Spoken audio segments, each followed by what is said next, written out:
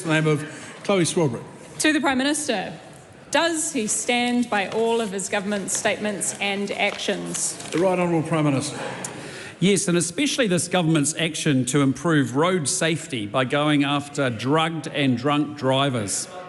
Our government is absolutely committed to building great roads, and Kiwis deserve to be safe when they drive on them.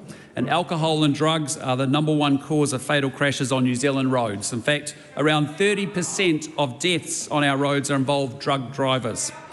So our government is taking action with more funding for roadside tests as part of a package of $1.3 billion for road policing in the next 3 years.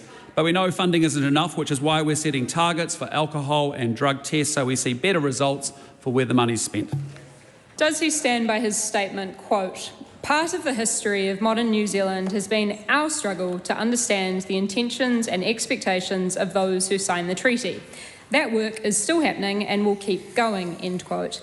And if so, can he set out his understanding of Te Treaty of Waitangi by telling the House whether he believes that Māori ceded sovereignty?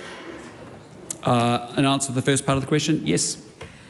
Does the Prime Minister believe that Māori ceded sovereignty? Our position is that the Crown is sovereign. Supplementary question.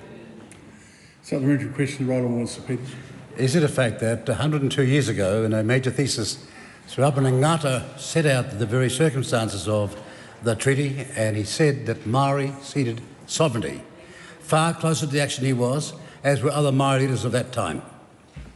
Well, as I said, our position is that the Crown is sovereign, and also importantly, the Treaty of Waitangi has protections in there for both Crown and Māori interests. Are we to take from that answer that the Prime Minister believes that Māori ceded sovereignty? Oh, my dear. I don't know how I can be clearer in answer to the first question. When did Māori cede sovereignty? 6th of February 1840. Yeah, I just say to the member, we have a Treaty of Waitangi as the founding document of New Zealand. In there is protection for both Crown and Māori interests. As I said to you, the position is very clear. The Crown, Māori ceded sovereignty to the Crown.